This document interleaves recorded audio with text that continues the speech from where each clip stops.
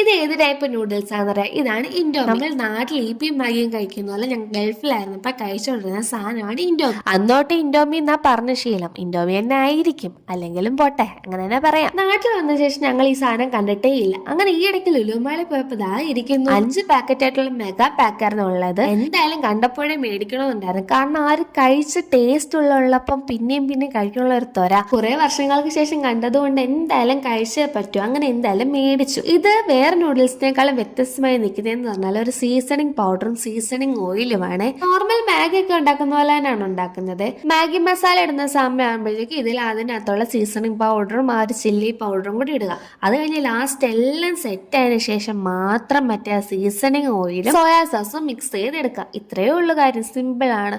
ഇതിൽ ആ seasoning oil അതാണ് എന്നെ ഏറ്റവും കൂടുതൽ ഈ ഇൻഡോമിയിൽ അട്രാക്ട് ചെയ്തിരിക്കുന്ന കണ്ടന്റ് എന്ന് പറഞ്ഞാൽ. എനിക്ക് മാത്രമല്ല, ചേച്ചിക്കും അമ്മയ്ക്കും എല്ലാം അതിനോടൊരു പ്രത്യേക സ്നേഹമാണ്. കാരണം ഇൻഡോമി ഒരു വ്യത്യസ്ത നൂഡിൽസ് ആക്കുന്നത് ആ ഒരു സീസണിങ് ഓയിൽ തന്നെയാണെന്ന് ഞാൻ പറയാം. സീസണിങ് പൗഡറിൽ അത്ര കാര്യമില്ലെന്ന് തോന്നി, എനിക്കറിയില്ല. പക്ഷേ സീസണിങ് ഓയിലാണ് ഒരു രക്ഷയില്ലാത്തത്. ഇതെല്ലാം കൂടെ മിക്സ് ചെയ്ത് ലാസ്റ്റ് ചൂടോടെ ഒന്ന് കഴിക്കണോ, ഒരു രക്ഷയില്ല. അപ്പൊ ഇത് എവിടുന്നെങ്കിലും കിട്ടുവാണെങ്കിൽ എല്ലാവരും ട്രൈ ചെയ്ത് നോക്കേണ്ട ഐറ്റം ആണ് ഇത്. ആരെങ്കിലും കഴിച്ചിട്ടുണ്ടെങ്കിൽ കമന്റ് ചെയ്യണേ.